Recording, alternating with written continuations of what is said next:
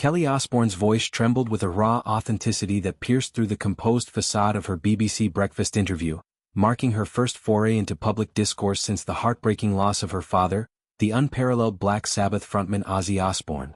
At 41, Kelly stood as a bridge between the rock legend's indomitable spirit and the profound void his absence carved in the lives of those who loved him most. The interview, pre-recorded and aired on a crisp Thursday morning, unfolded against the backdrop of Birmingham, Ozzy's gritty birthplace and eternal heart, a city that, on what would have been his 77th birthday, bestowed upon him its highest civic honor, the Lord Mayor's Award. This posthumous recognition, presented by Deputy Lord Mayor Ken Wood, wasn't merely ceremonial. It was a thunderous affirmation of a man who clawed his way from Aston's working-class streets to global pantheons, leaving an indelible imprint on music, culture, and the human soul.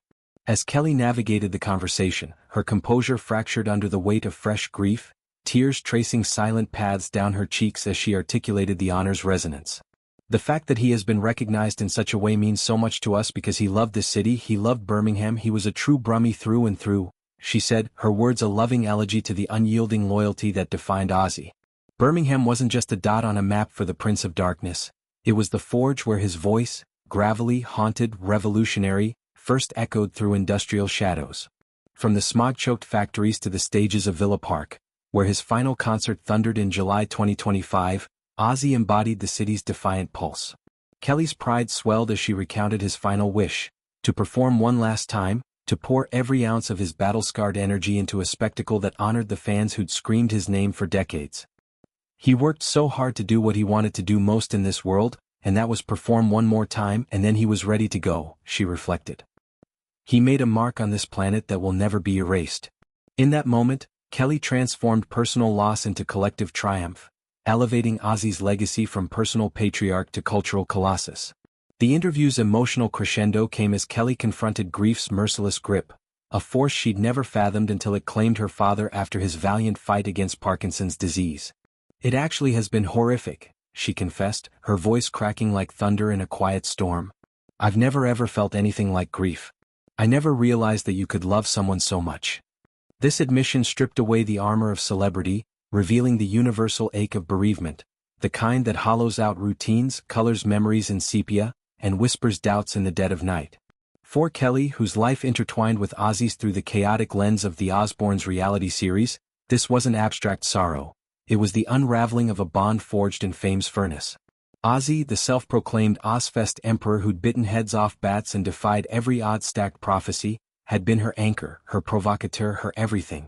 His passing in July, after years of stoic endurance, left a chasm that no award could fill, yet Birmingham's tribute offered a fragile bridge, a communal embrace amid isolation. Kelly's recollections of the funeral procession painted a vivid tableau of communal catharsis, a spectacle that etched itself into her psyche with indelible clarity. Tens of thousands lined Birmingham's streets, a sea of black-clad mourners clutching flowers and faded tourtees, their silent vigil transforming grief into a symphony of solidarity. "I'll never forget it as long as I live," Kelly avowed. "The feeling of love that we felt for my father on the day of the procession, it still blows my mind."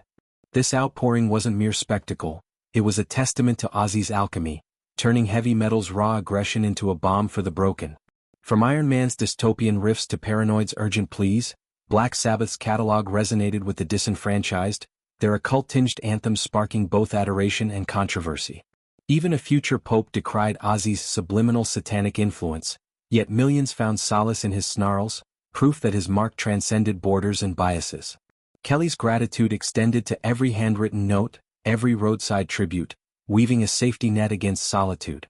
"Everybody that showed up and every letter of condolence, the outpouring of love, has helped us so much because we're not going through this alone," she emphasized, her words a lifeline to others adrift in loss. Turning to Ozzy's swansong performance at Villa Park, Kelly illuminated the humility that endeared him eternally.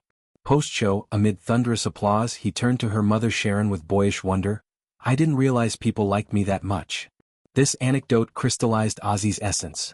The Aston lad who never outgrew his wonder at adulation, despite selling over 100 million records and headlining empires. Black Sabbath, birthed in 1969's industrial din, revolutionized sound with doom-laden chords that echoed societal unrest, from Vietnam's shadows to environmental dread. Ozzy's voice, a banshee wail honed in pub brawls and factory drudgery, propelled them to infamy and immortality. Kelly beamed through tears, recounting how he orchestrated that final bow as a thank you, a raucous valediction that fused gratitude with grit. He went out doing what he loved most in this world, she said. What he wanted to do before he left this planet was say thank you to his fans and have one more show, and he put on one hell of a show.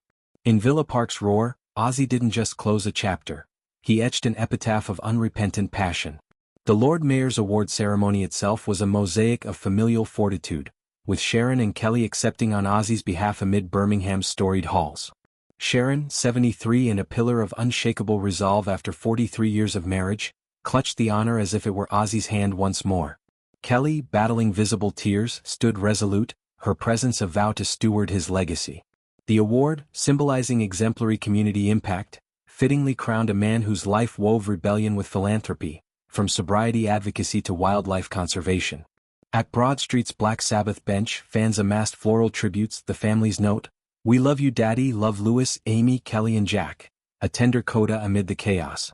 Sharon's Instagram tribute that day amplified the intimacy, her post a mosaic of memories, "I will never let go of your hand until I see you on the other side."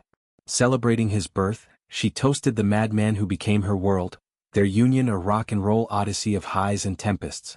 Kelly echoed this, posting Ozzy beside a birthday cake, captioning, "Happy birthday, I miss you Daddy. I love you more than life itself." Earlier, from the Sabbath bench ringed by blooms, she poured out, "Happy birthday Daddy, you most certainly did not die an ordinary man. Life without you is hard, but not a day goes by that I don't dedicate my life to loving you and your legacy." These missives, raw and reverent, humanized the icon, reminding that beneath the bat-biting bravado beat a father's heart.